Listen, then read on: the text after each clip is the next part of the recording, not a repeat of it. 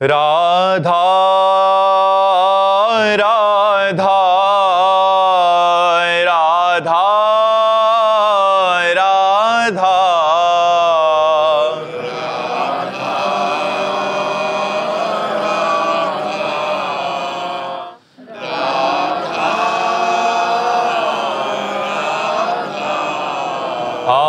राधा राधा राधा राधा राधा राधा राधा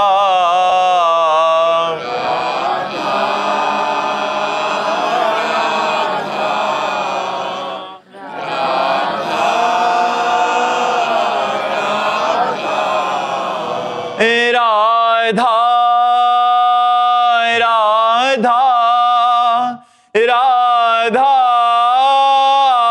राधा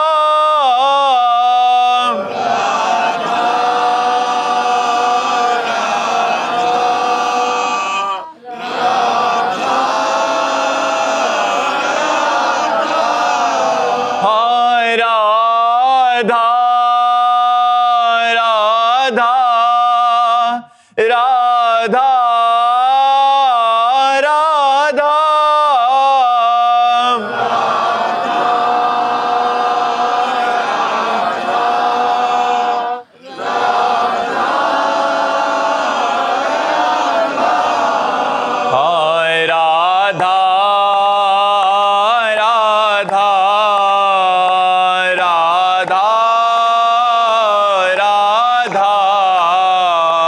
राधा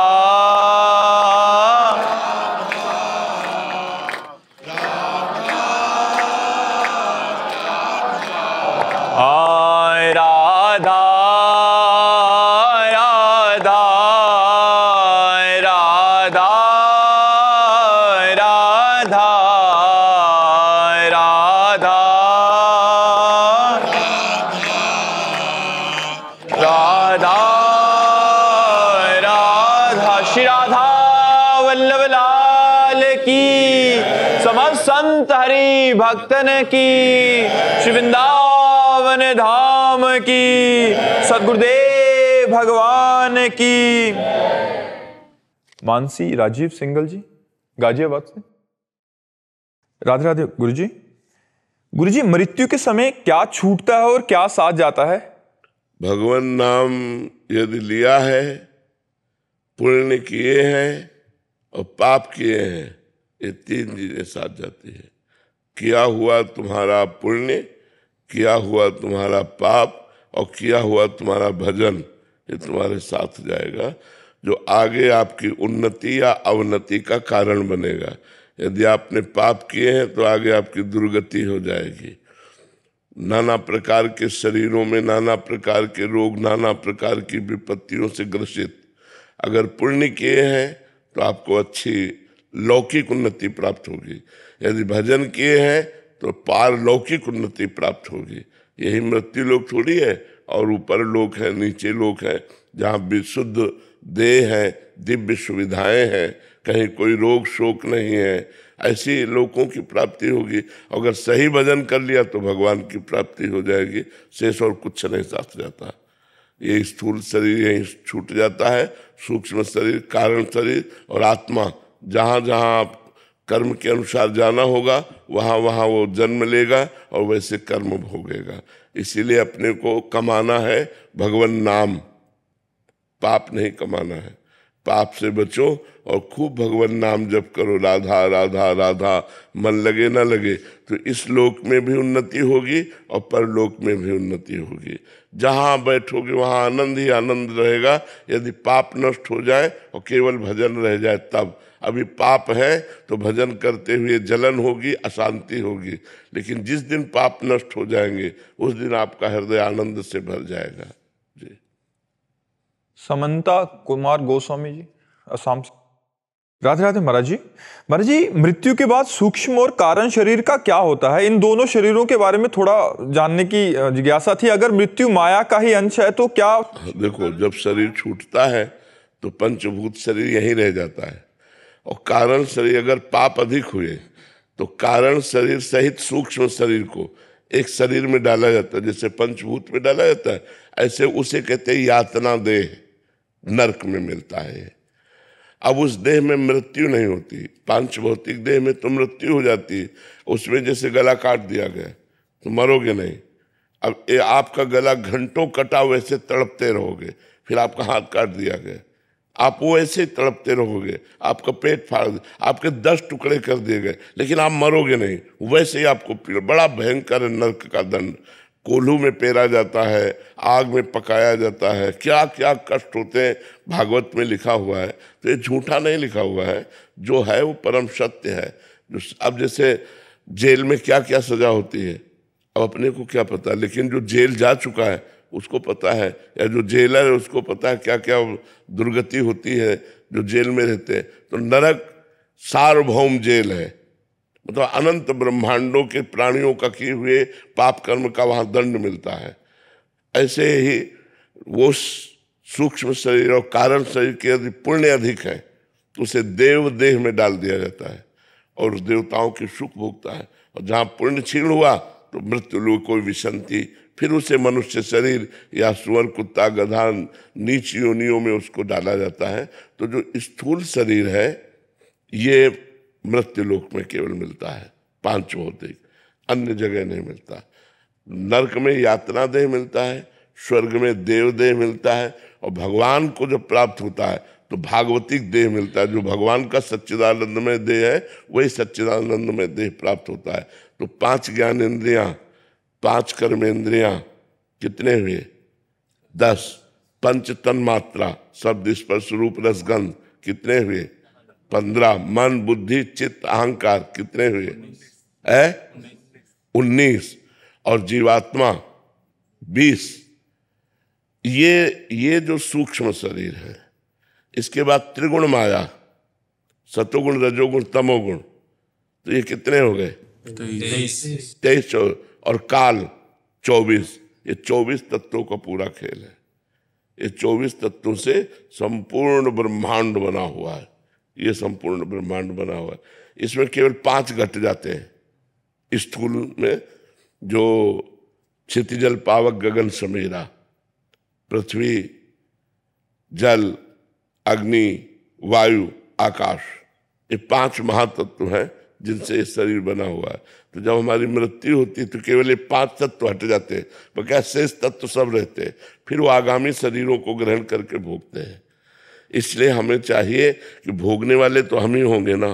कितना सुंदर मनुष्य शरीर मिला है, यदि हम इससे भजन कर लें, पापाचरण ना करें तो हमारी उन्नति हो जाएगी। कम से कम हम नरक तो ना जाएं। फिर हम अच्छे लोगों को प्राप्त होकर अगर आना भी पड़े तो यहाँ बहुत अच्छी जगह हमारा जन्म हो, अच्छे हमारी भावनाएं हो, समाज को सुख पहुँचाएं, फिर अच्छे एक व्यक्तित्व को स्थापित करके फिर नया हम निर्माण करें जन्म के नए भाग्य का, या मोक्ष प्राप्त करें। मोक्ष प्राप्त हो गया तो फिर ये जन्म मरण सब बंद हो जाता है। महाराज जी, आपका यही प्रश्न है कि क्या मोक्ष और भगवत साक्षात्कार एक ही सिक्के के 2 पहलू हैं? भगवत साक्षात्कार में हम आपको देखते हैं और मोक्ष में तरंग समुद्र में लय हो गई, उसका अस्तित्व खत्म हो गया। लेकिन भगवत साक्षात्कार में अस्तित्व खत्म नहीं होता। हम आपके दास, आपके सखा, आपकी पत्नी, आपकी सहचरी, जैसी हमने भावना की वैसे भाव से हम आपके पास रहेंगे, भगवान के पास। अगर हमने भगवान को अपना स्वामी माना तो हम दास्य भाव से रहेंगे, भगवान को अपना सखा माना तो मित्र भाव से रहेंगे, भगवान को अपना लाला माना तो वात्सल्य भाव से साथ में रहेंगे। अगर हमने भगवान को अपना पति माना, जो कांता भाव गोपी भाव है, तो हम उस भाव से, अगर सहचरी भाव तो हम उस भाव से।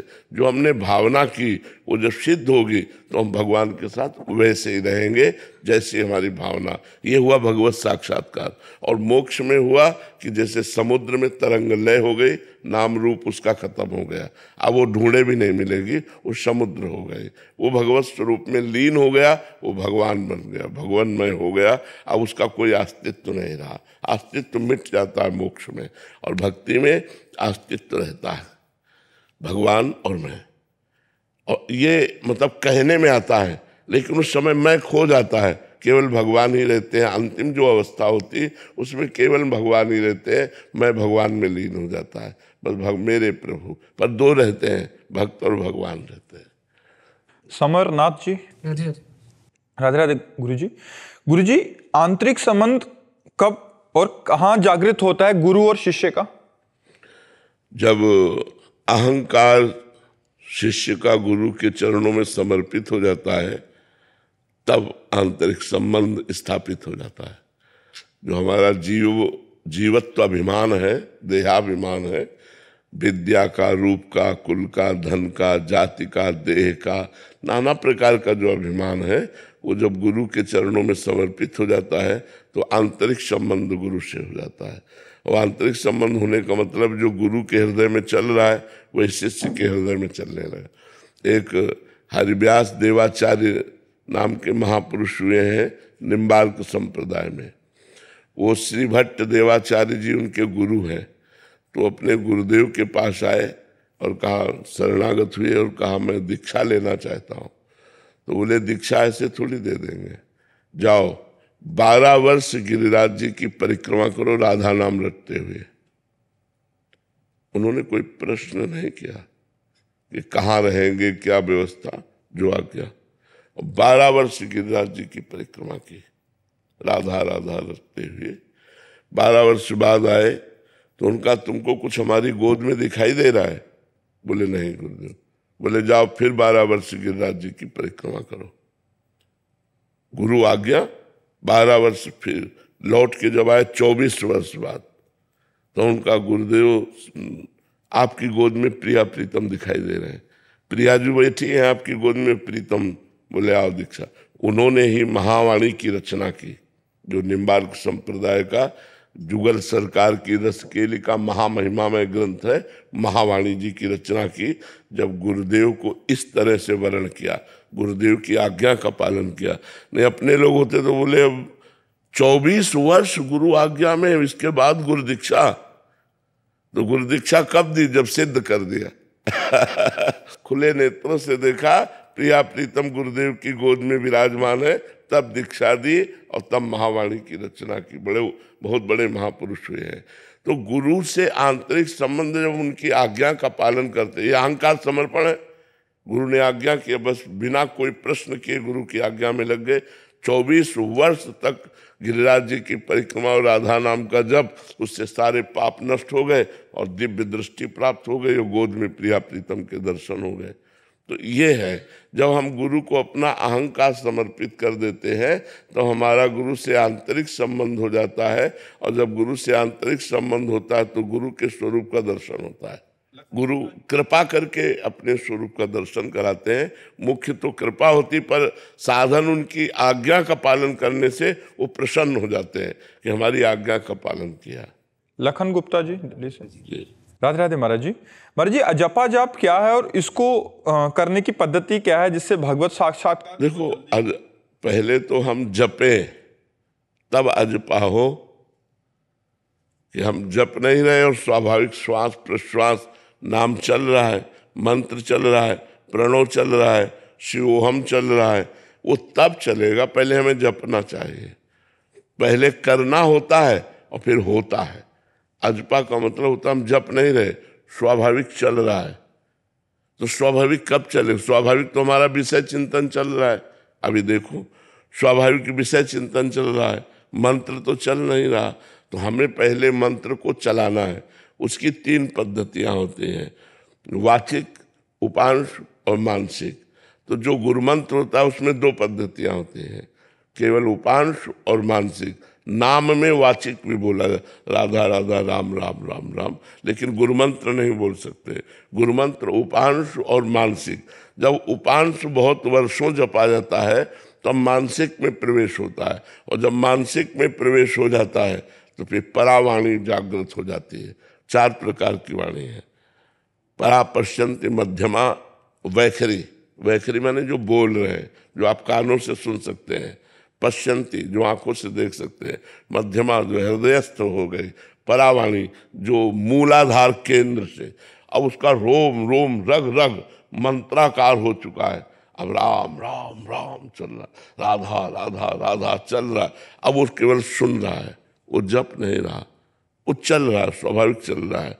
जो भी मंत्र है वो स्वाभाविक चल रहा है, श्वास प्रश्वास की प्रक्रिया के साथ वो स्वाभाविक। जैसे हम श्वास ले नहीं रहे लेकिन वो एक प्रक्रिया चल रही, जैसे हम पलक झपक नहीं रहे एक प्रक्रिया है चल रही, जैसे हम दिल धड़का नहीं रहे वो धड़क रहा है, ऐसे ही अजपाजा प्रारंभ हो जाता है। जैसे मन जब पकड़ लिया था तो ऑटोमेटिक चलने लगा। बस ऑटोमेटिक वो स्वाभाविक, उसको फिर प्रयास नहीं करना पड़ा। जैसे अभी हम प्रयास करके नाम जप करते हैं, छोड़ दें तो विषय चिंतन करने लगेगा, नाम जप नहीं चलेगा। जब सिद्ध हो जाता है तो ऐसे चलता है। तो गुरुदेव भगवान, जैसे जब हम कुछ कार्य कर रहे होते हैं, जैसे दुकान पे हम लोग होते हैं, कुछ कार्य किसी से बातचीत कर रहे होते हैं, उस समय थोड़ा सा मतलब वो मन में रहता है कि इतने समय मेरा नाम हाँ, नाम छूटता है, नाम छूटता है। पर उस समय को भी कैसे चले। उस समय को भी हम भगवान के चरणों में समर्पित कर दें। ये बहुत सौभाग्य का विषय कि नाम छूटने पर व्यथा होती है, ये बहुत अच्छे भक्त का लक्षण है। और यही अभ्यास में जब करोगे, तो जैसे हम आपसे बातचीत कर रहे हैं तो हमारे मानसिकता में वो बसा हुआ है। मतलब जैसे आप हमारी बात सुन रहे हैं तो अंदर कुछ चल रहा है ना आपके, आप शांत थोड़ी बैठे, अंदर कुछ चल रहा है। जहां कुछ चल रहा है वहां हमारे वो चल रहा है। तो हम आपसे बातचीत भी कर रहे हैं, हमारा भजन भी चल रहा है, हमारा स्मरण भी चल रहा है। पर ये बहुत दीर्घ काल तक जब अभ्यास किया जाता है तब ऐसी बात आती है। लेकिन एक चीज और मैंने आपके मुख श्रीमुख से सुनी थी कि जैसे कोई महत अपराध हो जाते तो एक बार गुरुदेव के सामने जरूर बताने चाहिए। तो गुरुदेव भगवान, मेरे से तो पूरे जीवन में पहले का तो मैं आपको क्या बताऊं। हाँ, अब लो नसानी अब ना न सही हो, अब तक किया अब नहीं करूंगा। बस यही नियम ले लेने से और नाम जप करने से पीछे के पाप नष्ट हो जाते हैं।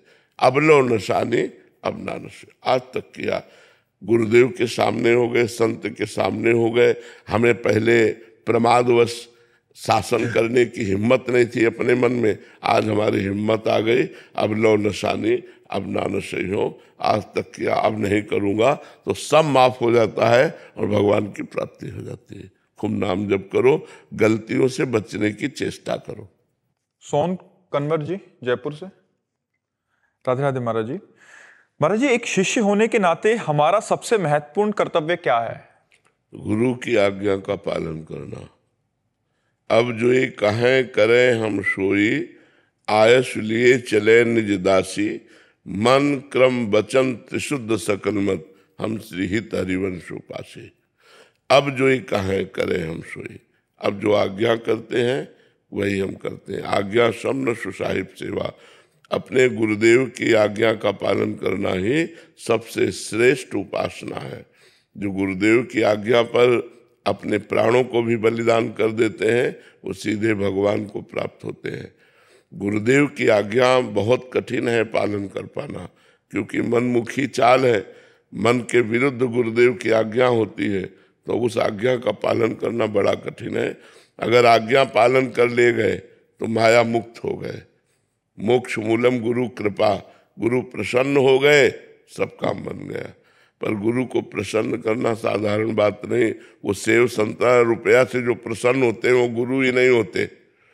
गुरु वही होते हैं जो भजन और सच्चे अच्छे आचरणों से चले तो गुरु प्रसन्न होते हैं। रुपया सेव संतरा दे के गुरु को प्रसन्न नहीं किया जा सकता।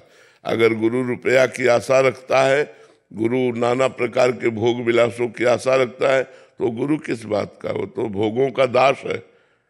तब लग जोगी जगत गुरु, जब लग रहा है निराश, और जब आशा मन में भई, जग गुरु और जोगी दास, जग गुरु और जोगी दास।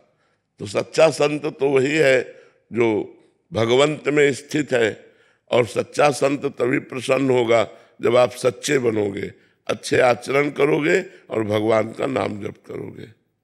गणेश जी जी राधे राधे महाराज जी। महाराज जी, आप कह रहे हैं कि जब आप राधा रानी के दर्शन करने या बिहारी जी के दर्शन करने जाते हैं तो उस समय महाराज जी आप उनको निहारते समय उनसे मन ही मन महाराज जी क्या बात करते हैं ताकि हम भी वही बात करें? अब हम क्या बताएं क्या बात करते हैं। एक आशिक अपने महबूब से क्या बात करता है, अपने प्रेमी से क्या बात करता है? उस समय उसके जो भाव प्रकट होते हैं वो किसी से बताने योग्य थोड़ी होते हैं। वो मुंह से बात नहीं करता और नेत्रों से बात करता है। वो ऐसा लगता है नेत्रों से पी जाएगा अपने प्रेमी को, अपने नेत्रों में बसा लेगा। वो जो उस समय की मांग होती है, वो प्रेमियों की बात कह रहा हूँ, जनरल तो अपनी मांग करेंगे, हमारा ये हो जाएगा। जो प्रेमी जन होते हैं उनकी मांग बस यही होती है कि बिसरियो ना बिसारियो, यही दान मोह दो। हे लाडले, हे प्यारे, तुम मेरे नेत्रों में बस जाओ, मेरे हृदय में बस जाओ, मैं तुम्हें कभी भूलूं नहीं। दर्शन करने तो कुछ मिनट के लिए आया हूँ, लेकिन हर समय आप मेरे नेत्रों में बस जाइए। कभी आप हमसे दूरी न होइएगा, कभी आप हमारे चिंतन से न जाइएगा, सदैव हमारे चिंतन में बसे रहिएगा। पी मूर्ति नयनन बसे, यही रस रहाय समाय, ये लक्षण सुन प्रेम के और न कछु सुहाय। और कुछ अच्छा नहीं लगता, केवल आप हमारे नेत्रों में बस जाओ। उस समय भक्ति की जैसी भावना आती, वो अपने प्रभु से बात करता है। वीर मेहता जी। राधे राधे महाराज जी। महाराज जी, मेरी उम्र 19 वर्ष है। आपका सत्संग मैंने लगभग 1 वर्ष पहले सुनना शुरू किया। आपकी कृपा से शराब, मांस, हंस क्रीड़ा, गाली आदि दोष धीरे धीरे छूटने लगे और नाम जब भी कुछ स्थिर हुआ है। बहुत सुंदर, धन्यवाद। इतनी अवस्था में भी आपने शराब पी चुके? जी। अच्छा महाराज जी, कॉलेज आदि में जैसे बच्चे बाहर गए उच्च शिक्षा के लिए, तो महाराज जी उनका माहौल ऐसा है कि वहाँ के हम जो अटेंडेंट है उनसे बात कर, ये आपको एक नहीं महाराज जी, ये तो अच्छे बच्चे हैं ताकि छोड़ दिया उसके बाद आए हैं। काफी बच्चों का सुधार तो है ही है, क्योंकि जो हमसे मिलते हैं। नहीं, हम धन्यवाद देते हैं, हृदय से प्यार करते हैं और भगवान से प्रार्थना करते हैं कि आप सबका मंगल करें, आपकी बुद्धि शुद्ध रखें, आपको स्वस्थ रखें और आप आगे बढ़ो। मनुष्य जीवन बेटा नष्ट करने के लिए नहीं मिला, मनुष्य जीवन समाज को सुख पहुंचाने के लिए मिला है। हम जिन पदों पे जाएं, चाहे टीचर बने, चाहे डॉक्टर बने, चाहे हम समाज को सुख पहुंचावें। हम कुछ ऐसे बने जिससे संसार को सुख पहुंचावे। क्या मनुष्य जन्म सुअर कुत्ता की तरह वही खा लिया, वही भोग लिया, वही नीच कर्म कर लिए? ये कोई मनुष्य जीवन? मनुष्य जीवन है अपने प्राणों का बलिदान दूसरों के लिए करें, अपने जीवन को ऐसा बनाए जिससे हम सैकड़ों को सुख पहुंचा सकें। तब तो कुछ बात समझ में आई। अपने सुख के लिए तो सब मर रहे हैं, संसार और समाज के सुख के लिए जो वही महान है जो समाज के सुख के लिए आगे बढ़े।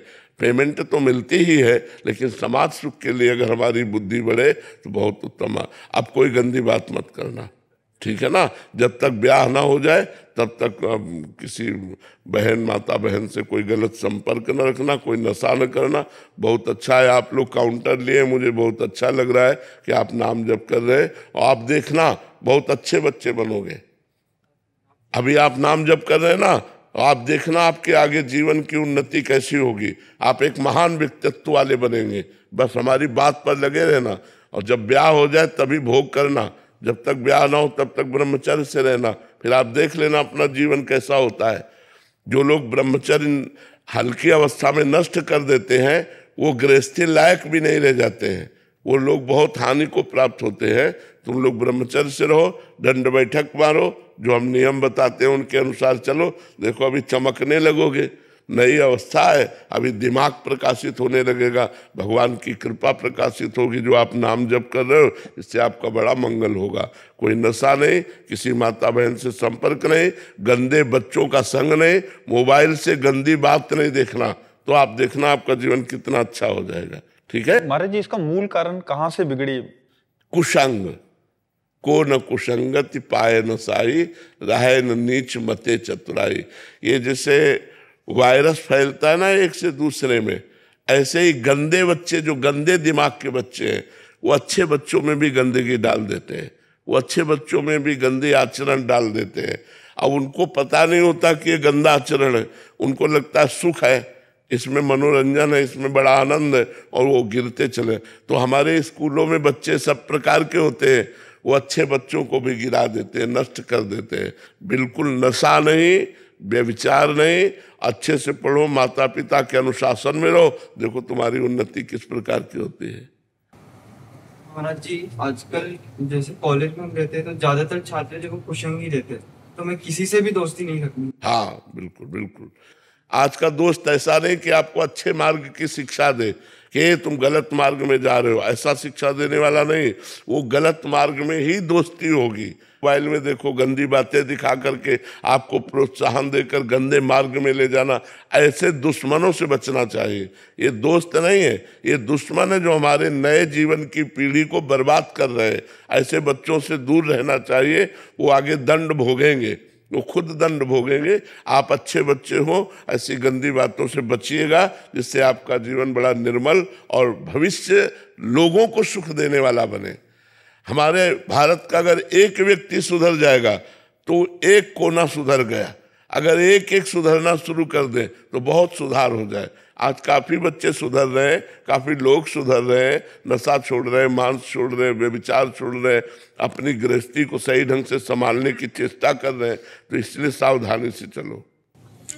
क्लास में ऐसे ही बच्चों का सब होता है जी, वो बच्ची बोल रही है कि क्लास में महाराज जी 10 में से 9 ऐसे ही हैं। बिल्कुल अब बिल्कुल। महाराज जी इतना दिक्कत हो जाता है कि 9 बात लेके या कुछ करके तुम तो पुराने जमाने के हो, हाँ, अगर उसको बन रहे हो, मतलब टॉर्चर हो जाता है महाराज हाँ। जी। तो फिर आ जाके 1 साल 2 साल फिर उन्हीं के साथ में हो जाता है। क्योंकि मन भी तो हमारा तरंगायमान होता है। मन के जब अवस्था बढ़ती है तो मन को कोई साथी चाहिए, मन को कोई भोग चाहिए, मन को मनोरंजन चाहिए। उस समय अगर हमको रोकने वाला मिले तो ज़्यादा अच्छा है। हमें अगर बहाने वाला मिले, गिराने वाला मिले तो मन भी कहता चलो यार जहाँ 9 है तहाँ चलो हम भी ऐसा कर। लेकिन हमें लगता है कि आप लोग अच्छे बनो। जो हमारी बात सुन रहे हैं उन बच्चों से प्रार्थना है, ये तुम्हारे जीवन को नष्ट कर देगा। चाहे बच्ची हो चाहे बच्चा हो, दोनों को सावधान होकर के संयम से रहना चाहिए। व्यभिचार नहीं करना चाहिए, नशा नहीं करना चाहिए, माता पिता की आज्ञा में रहना चाहिए। नहीं तो एक बार गलती हो जाती है तो फिर ब्लैकमेल किया जाता है, चाहे लड़की हो चाहे लड़का हो। अब वो डर गया कि मम्मी पापा अगर ये बात जान जाएंगे तो क्या होगा।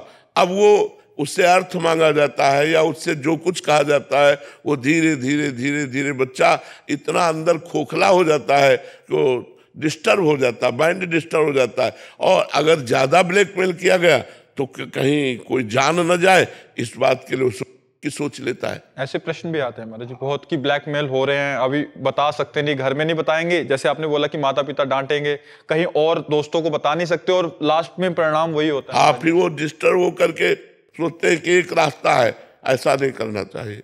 इतने अच्छे मनुष्य जीवन को इस तरह से नष्ट नहीं करना चाहिए। इसलिए पहले से ही सावधान रहो, गंदी बातें मत करो, गंदे आचरण मत करो, किसी को ब्लैकमेल करने का अवसर ही मत दीजिए।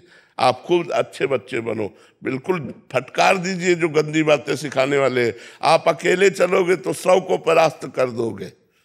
अगर आप गलत आचरण में चले गए तो जिसमें 100 बह गए उसी में तुम भी बह गए।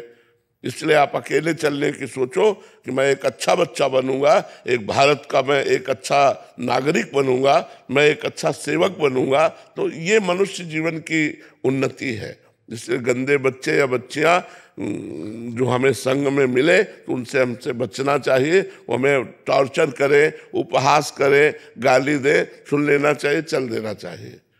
महाराज जी जो सुधार आ रहा है समाज का आपके भागवत बल की वजह से आ रहा है महाराज जी, बहुत मुश्किल है, नहीं तो बच पा। जी जी जी, हम कोशिश भी यही करते हैं, भगवान से प्रार्थना भी यही करते हैं और भजन करके चाहते भी यही है कि जितना दिन अब हमारे जीवन का रह गया है, जो भी भजन होता है वो हमारी समाज को मिले और समाज हमारी भागवतिक बने, सबका मंगल हो, सबको सुख मिले। ऐसी भावना है कि सबको सुख मिले, हमारी समाज व्यसन रहित हो, व्यभिचार रहित हो, छल कपट रहित हो, हिंसा चोरी रहित हो, तो आनंद में जीवन व्यतीत हो जाए। वैभव जी मध्य प्रदेश। राधे राधे महाराज जी। महाराज जी यदि गुरु राधा नाम जपे और शिष्य राम नाम जपे तो क्या धाम में गुरु और शिष्य साथ भगवान के रहेंगे, एक ही भगवान के? ऐसा कैसे हो सकता है? गुरु जो देगा तो वही देगा जो जप रहा है। मानो हमसे कोई मांगे कि हमें आप गुरु मंत्र दीजिए तो हम नित्य विहार वृंदावन का ही तो देंगे। तो ऐसा कैसे हो सकता है कि गुरु राधा राधा जपे और शिष्य राम राम जपे? पहली बात तो गुरु शिष्य का संबंध तभी जब शिष्य अपनी मान्यता को मिटाकर गुरु की आज्ञा पर चले। अगर अपनी मान्यता लिए तो शिष्य कहाँ बना वो? शिष्य तो कोरा कागज होता है, गुरु उसमें क्या लिखता है वही लिखेगा जो गुरु के हृदय में चल रहा है। अब वो गुरु आज्ञा कर दें कि तुम राम राम जपो, तो फिर गुरु का धाम अलग होगा, शिष्य का धाम अलग होगा। क्योंकि गुरु जहाँ जाएंगे जिस नाम और मंत्र से, वहां तुम थोड़ी पहुंच पाओगे, ये बात होती है। वैसे तो प्राय देखा गया है जो गुरु देता है वही नाम मंत्र जपा जाता है। जब तक गुरु नहीं मिलता तब तक अपने मन से जो हम जपते हैं वो बात अलग है। जब गुरु मिले तो जो गुरु दिया मंत्र उसी को हम जपते हैं। नैतिक जी। राधा वल्लभ शेरवी। राधे राधे महाराज जी। महाराज जी, आपकी कृपा से इस मार्ग पे चलने का प्रयास कर रहा हूँ महाराज जी, आपके वचनों को अनुसरण भी कर रहा हूँ महाराज जी। पर महाराज जी, हरिवंश धर्म को कैसे अच्छे से निर्वाह करें ये समझ नहीं आ रहा महाराज जी। कभी कभी माया गिरा देती है बार बार। प्रगट धर्म जैसे जानिए, श्री हरिवंश नाम जाहिए, नाम सिद्ध पहचानिए। हरिवंश धर्म उसी के हृदय में टिकता है जहाँ नाम है, जहाँ राधा वल्लभ श्री हरिवंश, राधा वल्लभ श्री हरिवंश, राधा वल्लभ। हरिवंश भरोसे भय निडर। जब खूब नाम जप करेंगे तो हमें हरिवंश का भरोसा हो जाएगा, और जब भरोसा हो गया तो बड़े से बड़े संकट से निवृत्ति हो जाएगी, बड़े से बड़े विपत्ति से बच जाएंगे। एक बार गंगा यमुना बाई थी हमारे हरिवंश महाप्रभु की शिष्या, तो अब वो बाल ब्रह्मचारिणी तो चमक रही थी। अब पुराने फटे पुराने कपड़े पहने यमुना स्नान करके जा रही थी।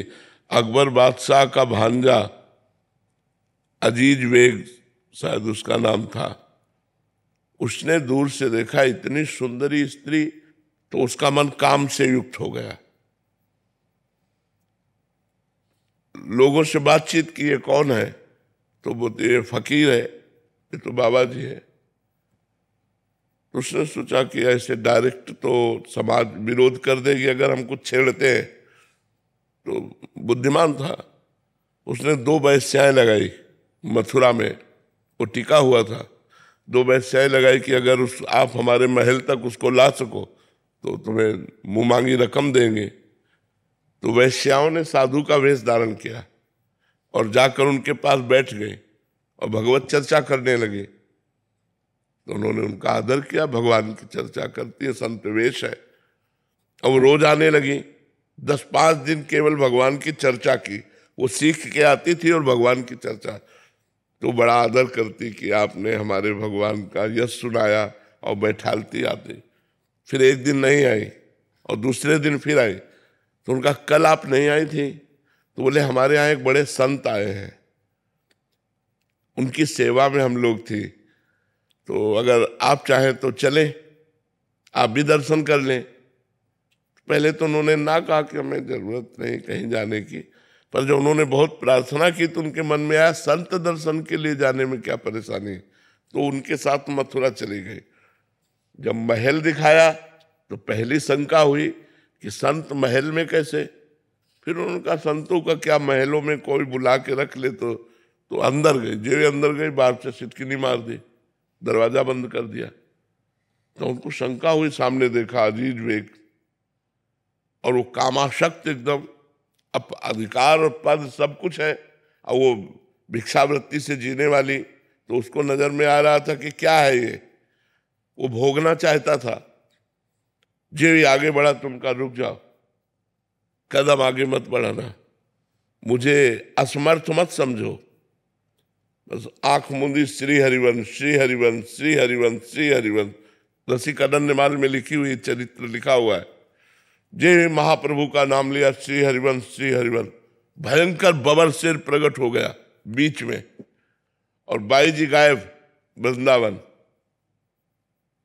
बाई जी को उठा करके भगवत शक्ति ने वृंदावन रख दिया, और वहां उसके सामने सिंह जब दहाड़ा तो बेहोश होके गिर गया। वो जो ही होश आता सोई वो सिंह की दहाड़ हुए, घबरा गया।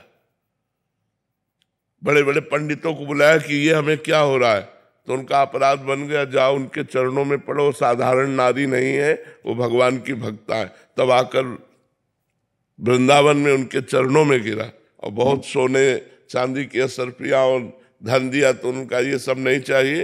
ये सब बांट दो वृंदावन के ठाकुरों की सेवा में। और आज के बाद किसी भी भक्ता नारी के प्रति कभी ऐसा गलत चिंतन मत करना, नहीं तो तुम्हारा सर्वनाश हो जाएगा। तो खिलवाड़ थोड़ी जो भगवान का भजन करते हैं। हरिवंश भरोसे भय निडर नित गर्जत हरिवंश बल। जब हमारे नाम होता तो एक बस्ती होती, भगवान रक्षा करते, भगवान सब बचाते हैं। तो इसलिए हमें खूब नाम जप करना चाहिए और भगवान का भरोसा रखना चाहिए, आचार्य गुरु का भरोसा रखना चाहिए, वही हमारी रक्षा करते हैं। महाराज जी जैसे सेवक वाणी जी में हरिवंश के बारे में बताया कैसे कैसे आचरण होना चाहिए, पर जो हमारे अलग आचरण तो बिल्कुल विपरीत। धीरे धीरे आ जाएंगे। नाम जप करो, नाम जप से सब आ जाएंगे। हरिवंश नाम है जहाँ तहाँ तहाँ उदारता, सकामता तहाँ नहीं कृपालुता विषेखिए। हरिवंश नाम लीन जे अजात शत्रु ते सदा, प्रपंच दम्भ आदि दे तहाँ कछु न पेखिए। जो नाम जप करता है सब ठीक हो जाता है। प्रज्ञा पांडे जी काशी से। राधे राधे महाराज जी। महाराज जी, हम अक्सर मोह को ही प्रेम समझ बैठते हैं। महाराज जी, क्या किसी एक व्यक्ति से निश्चल प्रेम करना ईश्वर तक पहुंचने का मार्ग बन सकता है? व्यक्ति से स्वार्थ भरा प्रेम होता है। जिसे हम प्रेम कहते हैं उसमें वासना होती है, उसमें काम होता है। और जहाँ काम होता है, जहाँ काम तहाँ राम नहीं, और जहाँ राम नहीं काम। एक जगह दिन और रात नहीं मिल सकती। रात है तो दिन नहीं, दिन है तो रात। तो काम है तो राम नहीं, राम है तो काम नहीं। हम किसी भी व्यक्ति से, चाहे स्त्री से या पुरुष से, अगर लगाव रखते हैं तो कोई स्वार्थ बुद्धि होती है, कोई अपना मतलब निकालना होता है, अपनी वासनाओं की पूर्ति होती है। जैसे कोई लड़का किसी लड़की से कहता मैं आपसे बहुत प्यार करता हूँ, ठीक है, आप प्यार कीजिए, मैं कभी शरीर छूने नहीं दूंगी। फिर आप देखो उसका प्यार किस रूप में आएगा। फिर वो प्यार करता है कि छूने नहीं दूंगी, दूर से बात करो, करो हमसे प्यार। कौन प्यार करेगा? बिल्कुल नहीं। यहाँ लिखा लेना, वहाँ लिखा लेना, प्राण समर्पित करने का नाटक करना, लेकिन वो अपनी वासनाओं की पूर्ति चाहता है, इसलिए वो ऐसा करता है, चाहे लड़का हो चाहे लड़की हो। यहाँ प्रेम कहाँ है? प्रेम है कामना रहितम, और आपका प्रेम है कामना सहितम। कामना के बिना आप प्रेम कर ही नहीं सकते। और प्रेम शुद्ध होता है कामना रहितम, सूक्ष्मतरम, अनुभव स्वरूपम, प्रक्षण वर्धमानम। कहाँ प्रेम है? यहाँ प्रेम है, यहाँ प्रेम नहीं, यहाँ स्वार्थ है, यहाँ काम है, प्रेम नहीं है। एक से मन नहीं भरा, दूसरा ब्रेकअप, दूसरा बॉयफ्रेंड या दूसरी गर्लफ्रेंड, ये क्या है? प्रेम है? एक बार जिससे प्रेम किया, आजीवन निर्वाह किया, उसका नाम प्रेम है। वो कैसा है ये नहीं देखा। एक बार प्रेम कर लिया तो जीवन भर निर्वाह किया। अब यहाँ तो एक गंदगी बढ़ रही है, दिमागों में, शरीरों में वासनाओं के खेल बढ़ रहे हैं। ये हो क्या रहा है हमारे समाज को? कौन सा दिमाग खराब हो गया है कि कौन सी पद्धति चल रही है? फिर आपका ब्याह होगा, आपको एक पति से संतोष होगा? आपका ब्याह होगा, आप एक पत्नी पे संतोष कर पाएंगे? फिर आपकी गृहस्थी क्या होगी?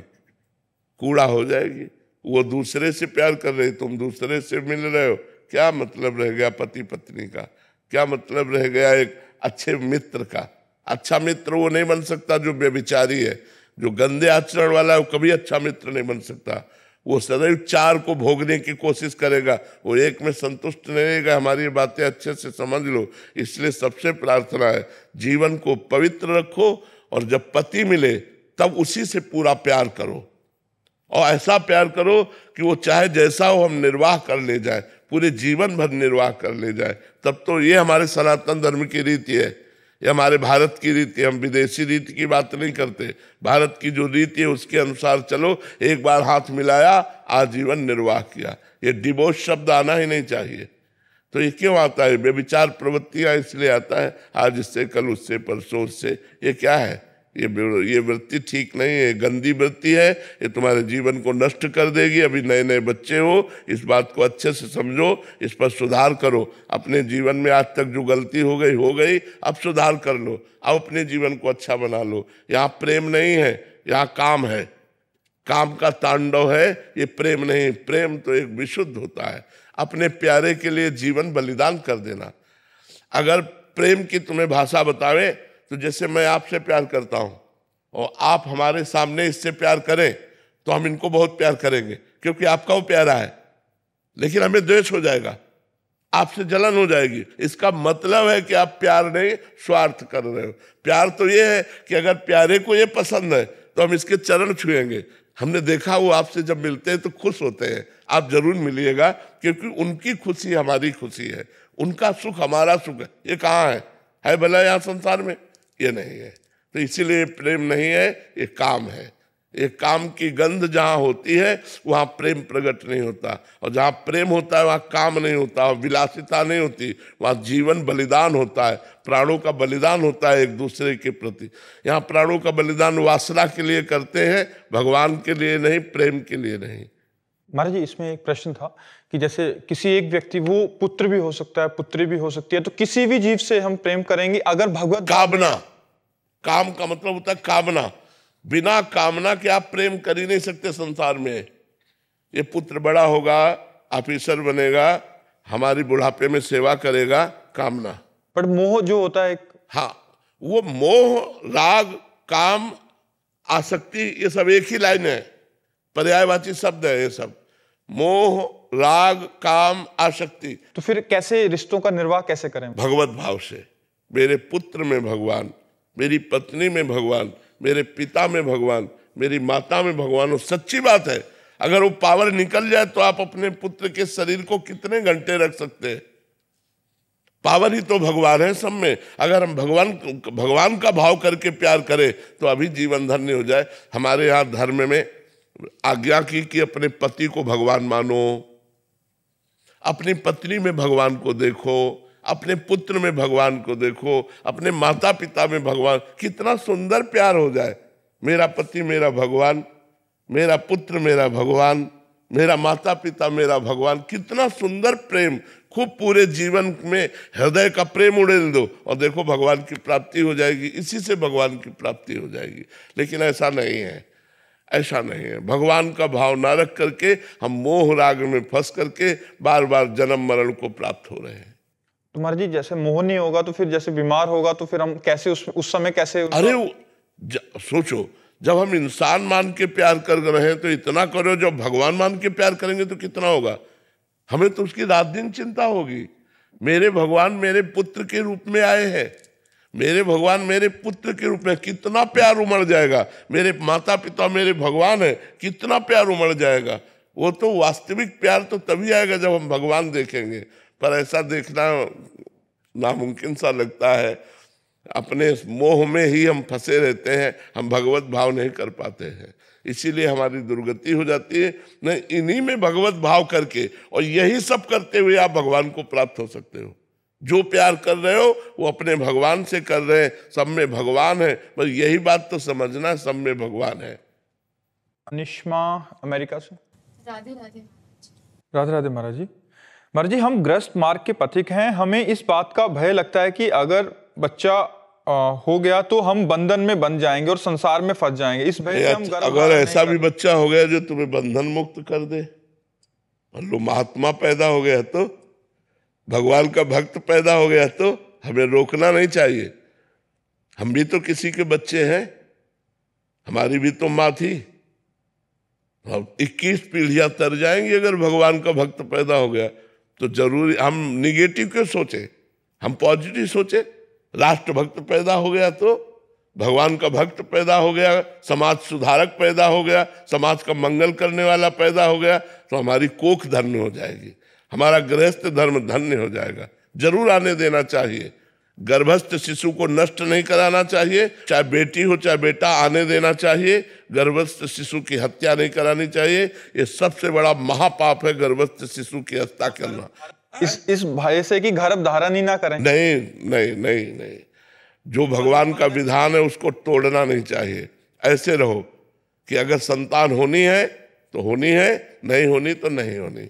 और जब आपको ये लगे कि हमारे संतान हो गई, अब हमें आगे संतान नहीं चाहिए, तो संयम से चलो, डॉक्टरों की सलाह से चलो। ऐसी स्थिति ना आने पावे कि गर्भ आ जाए फिर उसको आप भ्रूण हत्या, गर्भ हत्या कराएं, ऐसा नहीं करना चाहिए।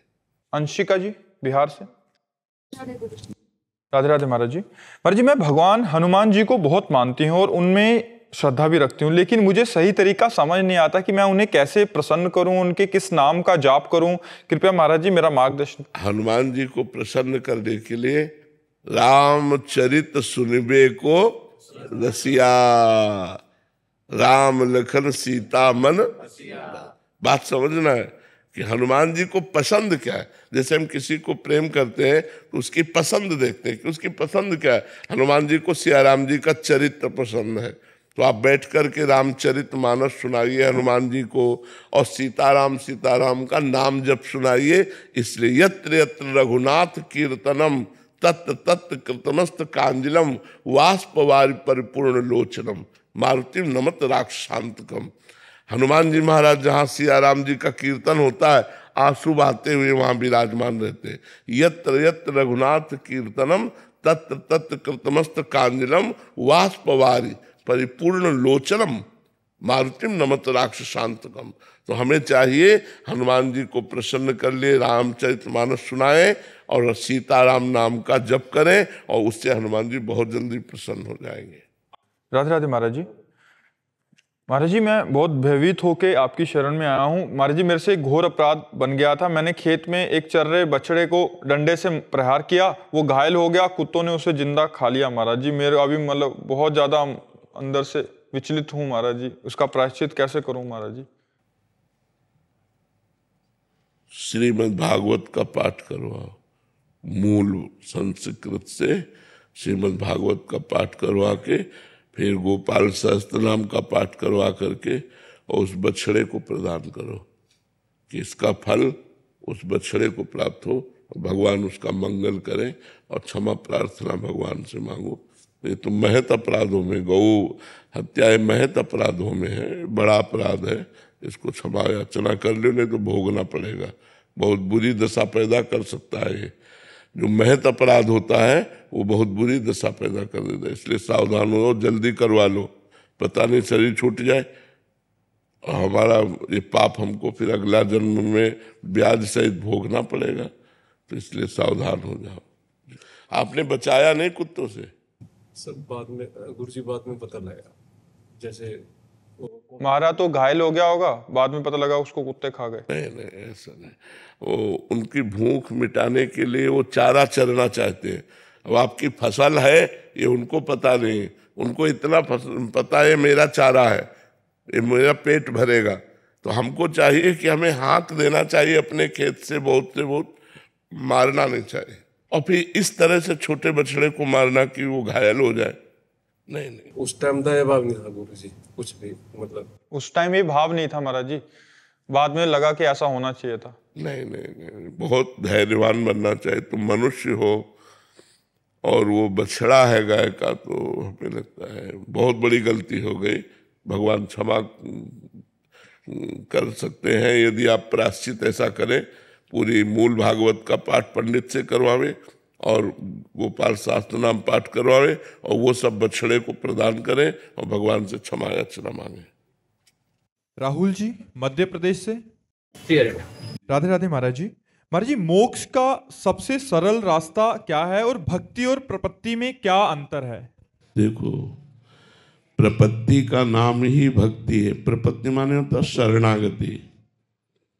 जब हम भगवान की महिमा का श्रवण कीर्तन स्मरण करते हैं, भगवान के चरणों की सेवा करते, पाद सेवनम अर्चनम, भगवान को प्रणाम करते हैं, वंदनम, सख्यम भगवान हमारे मित्र भी हैं, दास्यम भगवान हमारे स्वामी भी हैं, और आत्मसमर्पणम, ये जो आत्मसमर्पणम है ये नवधा भक्ति की पूर्णता है। इसी को प्रपत्ति कहते हैं, इसी को शरणागति कहते हैं, इसी को आश्रय कहते हैं, इसी को अवलंबन कहते हैं। भगवद अवलंबन, भगवद आश्रय, भगवत प्रपत्ति, भगवत शरणागति। तो भक्ति भगवत शरणागति एक ही बात है। अब रही मोक्ष का सरल उपाय, तो ऐसा भी नहीं है कि मोक्ष इतना सरल है कि आप सहज में इसे प्राप्त कर लें। मोक्ष का सहज स्वरूप है आत्मा। आत्म स्वरूप में स्थित हो जाना। अभी हम स्थित हैं शरीर में, मन में, इंद्रियों में, इंद्रियों के भोगों में। जब हमारे अंदर विवेक प्रकट हो, विवेक कहते हैं जो सत असत का ठीक निर्णय कर सके, वो बुद्धि में प्रकट होता है और वो सत्संग से होता है। बिन सत्संग विवेक न होई। जब हम साधु समागम करते हैं तो हमारी बुद्धि में विवेक प्रकट होता है, और विवेक का तात्पर्य है सत्य असत्य का ठीक निर्णय करना। तो जब ये निर्णय ठीक हुआ विवेक के द्वारा कि सत्य तो परमात्मा है, असत पूरा संसार है, उमा कहो मैं अनुभव अपना, सत हरिभजन जगत सब सपना। ये सपने के समान संसार झूठा है। तब लोक और परलोक के समस्त भोगों से वैराग्य, दूसरा नंबर। पहला विवेक, दूसरा लोक परलोक के भोगों से वैराग्य, तीसरा सत संपत्ति, शम दम उपरति तितिक्षा समाधान मुमुक्षुता। शम इंद्रियों का विषयों से हटाकर अपने अपने स्थान पर उनको स्थित कर देना। दम मन को भोगों से हटाकर भगवान में स्थित करना या सच्चिंतन में स्थित कर देना। उपरति भोगों के बीच में रहते हुए भी भोगों की इच्छा ना होना। तितिक्षा गर्मी सर्दी बरसात मान अपमान लाभ हानि भूख प्यास काम क्रोध लोभ मोह मद मत्सर के वेग, इनको सह जाना तितिक्षा कहते हैं। समाधान चित्त का परमात्मा में स्थित करने का प्रयास करना। मुमुक्षुता मैं इसी जन्म में संसार से मुक्त हो जाऊं, ये जब बात आएगी तब हम मोक्ष मार्ग में चल पाएंगे। इसीलिए मोक्ष मार्ग कठिन है कि हम शरीरधारी अपने को शरीर मानकर मन और इंद्रियों के द्वारा भोगों को भोगने में लग गए, इसीलिए मुमुक्षुता कठिन हो गई। नहीं तो हमारा स्वरूप है मुक्त। ना हम कभी बंधे थे, ना बंधे हैं, ना बंधे रहेंगे। विषयों में हमने स्वयं बंधन स्वीकार किया है, तो हमको इंद्रिय विजयी होना होगा, हमको मनोनिग्रही होना होगा, हमको किसी भी विषय में परास्त नहीं होना होगा। इसके लिए निरंतर नाम जप करो। सरल उपाय राधा राधा राधा राधा राधा। तो जिस श्वास में तुम्हारे प्राण निकलेंगे उसी श्वास में तुम्हारा मोक्ष हो जाएगा। फिर तुम माँ के गर्भ में नहीं जाओगे, तुम परमात्मा स्वरूप हो जाओगे। इसलिए निरंतर नाम जप करो। जगदीश जी जोधपुर राजस्थान से। राधे राधे महाराज जी। महाराज जी आपका शरणागत हूँ। आपके श्रीमुख से प्रवचनों में सूक्ष्म शरीर मन बुद्धि चित्त अहंकार का वर्णन सुना है तथा अष्टधा प्रकृति में पंच तत्वों के साथ सूक्ष्म शरीर के 3 भाग मन बुद्धि व अहंकार को शामिल होना भी सुना है। अतः महाराज जी ये चित्त का क्या स्वरूप है जो कि सूक्ष्म शरीर का? मन को ही चित्त कहते हैं क्योंकि चिंतन करने के कारण, देखो अंतःकरण चतुष्टय 4 नहीं है, एक ही है।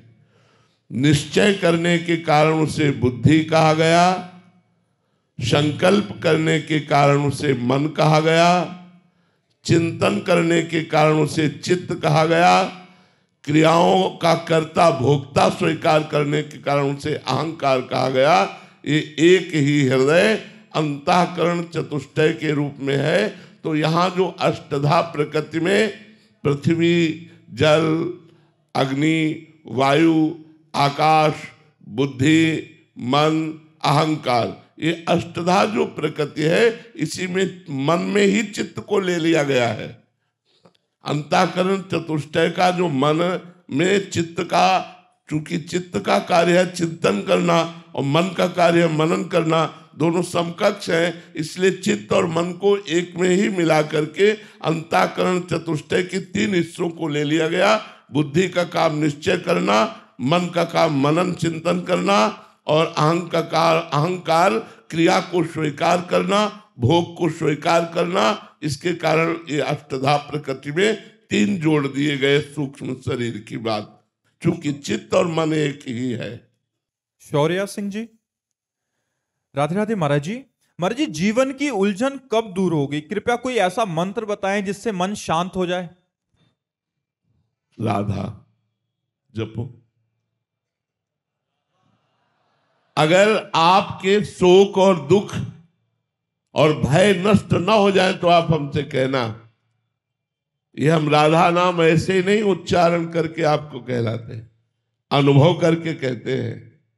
राधा नाम के बल से हम दहाड़ते हैं, राधा नाम के बल से हम जीवित रहते हैं। राधा नाम है जीवन हमारा, राधा नाम प्राण आधार है, राधा नाम है कर्ता विधाता, राधा नाम पालनहार है, राधा नाम सबका पूज्य है। राधा नाम का पूजन करें, राधा नाम के ही ध्यान से हम शुद्ध अपना मन करें। राधा नाम के जप ध्यान से प्रेम बढ़ता जाएगा, राधा नाम ही हमें प्रेम में निकुंज में पहुंचाएगा। निकुंज तक की यात्रा इसी राधा नाम में छुपी हुई है। आप राधा राधा रटिए और देखिए आपके काम बनते हैं कि नहीं। राधा नाम जहां विराजमान है वहां कोई बाधा नहीं। जिते विनायक शुभ शुभ, विघ्न करे नहीं कोई, विघ्न करे नहीं कोई, डरे कलिकाल कष्ट भय। ये डरपते हैं राधा नाम लेने वाले के ऊपर हम अपना कैसे प्रभाव दिखाएं। क्या कलिकाल का प्रभाव, कष्टों का प्रभाव और भय जो हमें देने आ रहे हैं, वो खुद भयभीत होकर भाग जाते हैं जब राधा नाम हमारे पास होता है। राधा नाम यदि है तो किसी का श्राप आपके ऊपर नहीं लगेगा। साप ताप रोग शोक दारुण दुखारी, लाल इष्ट दुष्ट दलन कुंज भवनचारी। इसलिए अगर पूछते हो कि तुम्हें परम शांति कैसे प्राप्त होगी, यदि हम पर विश्वास करो और राधा नाम जप करो, फिर आप देखो तुम्हें शांति नहीं शांति प्रदान करने वाले बन जाओगे आप। सा तरति सा लोकांतार्यति, वो स्वयं तर जाता है, स्वयं तर जाता है और लोगों को तार देता है। इसलिए राधा राधा रटो, शराब मत पियो, मांस मत खाओ, पराई बहन बेटों की तरफ गंदी दृष्टि मत रखो, राधा नाम जपो। देखो तुम्हारा मंगल होता है कि नहीं, तुम्हारे सारे दुख नष्ट होते हैं कि नहीं, तुम सुख में आनंद में नाचते हो कि नहीं। जैसे मीरा जी नाच रही, पायो जी पायो मैंने राम रतन धन पायो। ऐसे गुरु जो अमोलक वस्तु दी उसको जपो तब आपको पता चलेगा। राधा नाम जपो तब आपको पता चलेगा। जैसे डॉक्टर दवा देता है, हम ये नहीं कहते हरी वाली गोली नहीं खाएंगे पीली वाली पाएंगे। वो जो भी देता है हम श्रद्धा से पाते हैं कि हमारा रोग नष्ट होगा। ऐसे ही संत और गुरुदेव जो उपदेश करते हैं, बिना प्रश्न किए बिना संशय किए यदि आज्ञा का पालन कर लो तो आपका परम कल्याण हो जाएगा।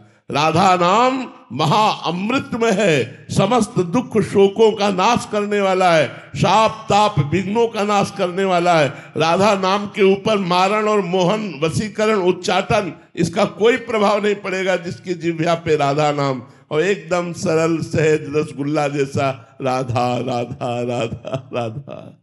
जी, प्रारंभिक साधक का प्रश्न रहता है कि फिर बहुत जलन होती है, मतलब वो मन लगता नहीं है राधा नाम में, नाम में मन नहीं लग रहा। देखो एक बार जब राधा नाम आप जब प्रारंभ करोगे तो मन के पाप नष्ट होंगे, इसलिए मन को जलन होगी। तो जैसे हमारे फोड़ा हो जाता है और हम डॉक्टर को पैसा देकर चीरा लगाते हैं और महीनों पड़े रहते हैं, लेकिन हमें सुख रहता है कि अब ठीक हो गया क्योंकि ऑपरेशन हो गया। हम महीनों उसका दुख झेलते हैं पर मुझे सुख रहता है कि अब वो फोड़ा निकल गया। तो जन्म मृत्यु विपत्ति संकट नाना प्रकार के रोग शोक ताप ये हमको घेरे हुए हैं, हमको बचा सकता है तो राधा नाम। तो हम राधा नाम जपते हुए थोड़ी जलन सहन करें, क्योंकि वो राधा नाम आपके मन के पापों का नाश करेगा। और जहां मन के पाप नष्ट हुए तो आपका मन नाच उठेगा, आनंदित हो जाएगा। आप विश्वास मानिए हमारी बात पर, आप राधा नाम जपिए। जो आपको कष्ट मिल रहा है उसको सह जाइए तो आपके पाप नष्ट हो जाएंगे, आगे आनंद मिलेगा। बहुत आनंद मिलेगा। ये हम अपने हृदय की बात कह रहा हूं, किसी पढ़ी लिखी बात नहीं कह रहा हूं। यदि आप राधा राधा जपोगे तो बड़े बड़े दुखों से, बड़े बड़े संघर्षों से, बड़ी बड़ी विपत्तियों से आप टूटोगे नहीं, हारोगे नहीं। आप नाचते हुए, मुस्कुराते हुए, विपत्तियों को रौंदते हुए आगे बढ़ जाओगे। इसलिए राधा राधा नाम जपो। आशीष गुप्ता जी। राधे राधे महाराज जी। महाराज जी, आप कह रहे हैं कि मैं नाम जप, सेवा, सत्संग, वृंदावन वास भी करने आता हूँ महीने में एक आधी बार। महाराज जी, पर मेरा व्यापार ऐसा, तो मुझे गाली देकर ही बात करने की आदत है। ऐसा व्यापार तो हमने आज तक नहीं सुना भाई। कौन सा व्यापार है जिसमें गाली देना होता? हमको भी जानकारी हो जाए। गत्ते के डब्बों का व्यापार है महाराज जी। गत्ते के डब्बों का? लेबर वाले मतलब प्यार से महाराज जी बोलते हैं, 10 बारी में काम नहीं सुनेंगे, फिर उसी लैंग्वेज में बात करनी पड़ती है। वैसे गाली ना दे तो अच्छा है, क्यों जबान गंदी करे यार। हम डांट के भी तो कह सकते हैं, कि सम्मान पूर्वक कह सकते हैं कि आप ऐसा क्यों नहीं करते हो। जरूरी गाली दे? उससे कोशिश करो, गाली देना बंद करो। जबान क्यों गंदी करते हो? इससे मुझे भगवत प्राप्ति में बाधा होगी। हाँ, बिल्कुल बाधा हो जाएगी। आप कठोर वचन बोलते हैं, जबकि वाणी के लिए कहा गया है मृदु, हितकर और सत्य। सत्य हो पर मृदु होनी चाहिए, सत्य हो उसका हित करने वाला होना चाहिए। ऐसा सत्य नहीं होना चाहिए कि उसका अहित हो जाए, ऐसा सत्य नहीं होना चाहिए कि कठोर बोल दो। सत्य, मृदु और हितकर वाणी। वाणी एक अमोल है, जो कोई बोले जान, हे तराजू तौलिके तब मुख बाहर आने। बहन बेटी की गालियां देते रहते, जबान गंदी करते रहते, फायदा क्या हुआ? हाँ, हम कठोर शासन कर सकते हैं। अगर हमको अपनी लेबर से काम कराना है तो गाली दे के थोड़ी काम कराना है, कठोर शब्दों से भी बोल सकते हैं, निकाल सकते हैं। लेकिन गाली क्यों दें? गाली देने का अभ्यास बहुत गलत है। प्रायः लोग गाली दे देते हैं, नहीं देना चाहिए। गाली को रोकना चाहिए। जबान गंदी क्यों करें हम? तो बहुत गंदी बात होती है और बहुत निकृष्ट बात होती है, और ये छोड़ देना चाहिए। कोशिश करो। आप और कठोर शब्दों का प्रयोग कर सकते हो, लेकिन गाली देने की जरूरत नहीं है। आपको लगे तो निकाल सकते हो उसको, लेकिन जरूरी नहीं कि आप गालियां देकर ही अपनी जबान को, अपने स्वभाव को बिगाड़ें। ऐसा ना करें।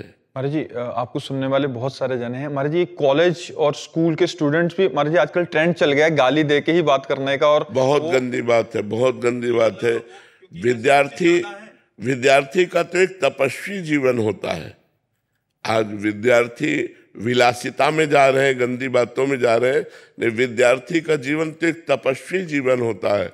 वो हर अपनी इंद्रियों को कंट्रोल में करके विद्या अध्ययन करके उच्च स्थानों पर प्राप्त करता है। जो विद्यार्थी हस्तमैथुन करता है, जो विद्यार्थी गर्लफ्रेंड आदि बना करके बॉयफ्रेंड बना करके व्यभिचार करता है, जो विद्यार्थी नशा करता है, जो विद्यार्थी गंदी बातें बोलता है, वो विद्यार्थी नहीं, वो तो भ्रष्ट आचरण वाला बच्चा है। वो दंडनीय मार्ग में जा रहा है। वो उन्नतिशील कभी नहीं हो सकता। अगर किसी घूस आदि देकर उच्च पदों पर बैठा भी तो हमारे समाज का शोषण करेगा, वो समाज का हित नहीं कर सकता। जिसकी मानसिकता इंद्रियों की विलासिता में गिर गई है, वो भ्रष्ट आचरण वाला, वो भ्रष्ट अधिकारी होगा, ना कि वो उत्तम अधिकारी बनकर हमारे समाज की सेवा करे।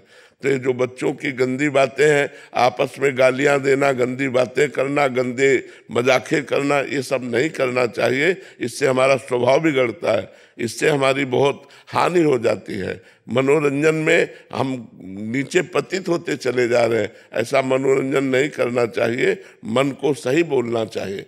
हमें मृदु वाणी के द्वारा, सम्मान पूर्वक वचन के द्वारा, विद्या विनयम ददाति, जो विद्या है वो विनय प्रदान करती है, सभ्यता प्रदान करती है। ये असभ्यता, कठोर वचन, माँ बहन की गालियाँ, उद्दंडता, सिगरेट पीना, हुक्का पीना, व्यभिचार करना, गंदे आचरण करना, ये सब क्या है? ये विद्यार्थी जीवन है। यही हो गया महाराज जी। हाँ, तो आज हमारा नई पीढ़ी जो है वो गिरती चली जा रही। नहीं करना चाहिए, नहीं करना चाहिए। नए नए बच्चों से हमारी हाथ जोड़कर प्रार्थना है कि वो व्यसन और व्यभिचार से बचें।